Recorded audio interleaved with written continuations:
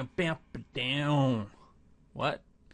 Hi, tinyclayforest. This is Rifter Darkly on Reddit, Cube on DeviantArt, and Vin7 here on YouTube. I was kind of drunk. Well, I wasn't drunk, really. I just had a few beers.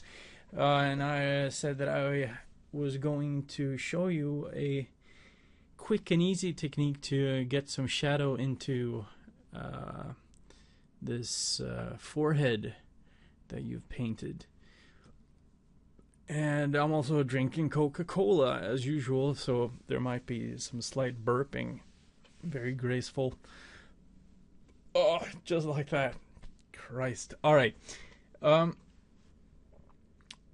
So, this is just a very easy trick that I like to do.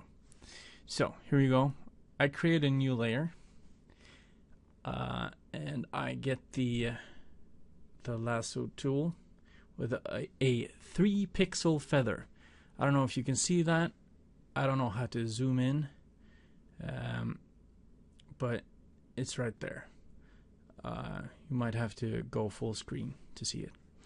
Alright, so 3-pixel feather, lasso tool. Here we go. And I'm making a selection around the darkest part of her hair, and that selection doesn't have to be very accurate,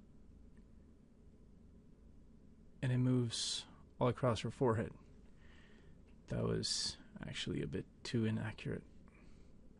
You see, with the shift key I can just add selections to it like so. I don't want to do that, so I go back with the alt key to adjust.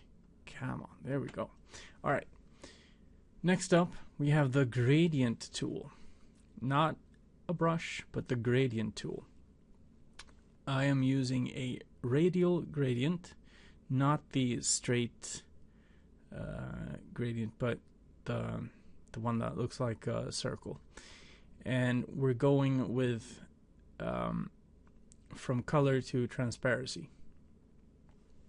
The opacity is 33%, so not 100%, but 33.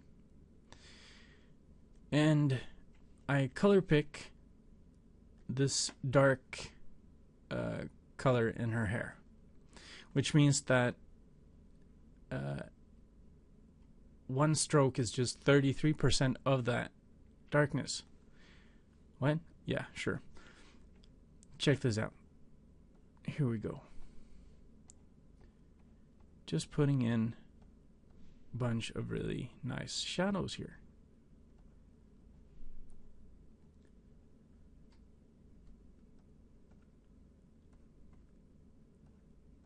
And that's it.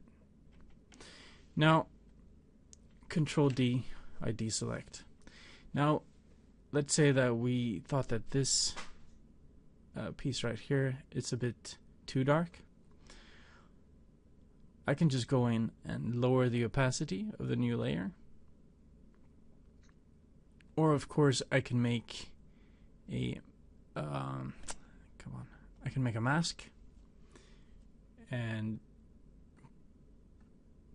do the same radial gradient again with black selected instead of white. So I'm erasing. I can paint that in again if I want to with a white.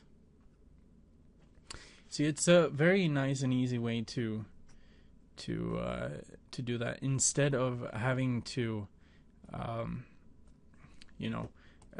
get the brush out and you have to go in and start painting all the little details, stuff like that.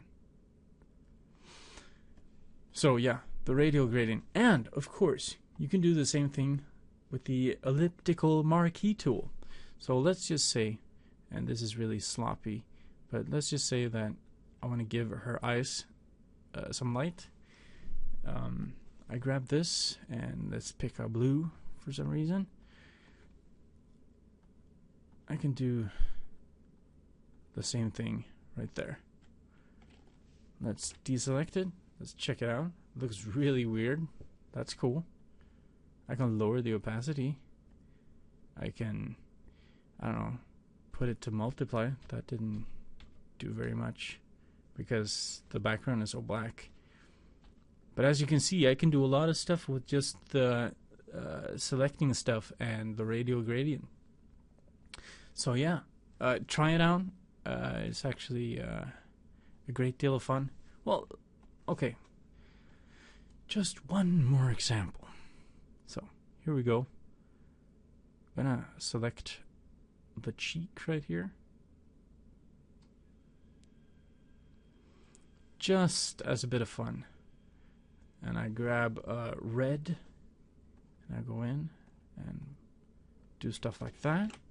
Boom, deselect it. There you have it. It's very easy to just paint over the edge right there. I can lower the opacity. You know, make her blushing ever so slightly. Stuff like that. It's really easy. Yeah. And wow, it's already 6 minutes in. I know that maybe some people would consider that to be sort of cheating, because they think that, oh well, you have to use a brush, a pen, but no, you don't, because this is digital painting. We don't have to. We don't have to conform to that. To that old way of thinking. So yeah. Anyway, see you on the forum. And of course, like, subscribe, share, tweet, Facebook, Google Plus, Bing it. I don't know what you kids with your social media. But yeah, give it a thumbs up if you like it. All right then, cool beans.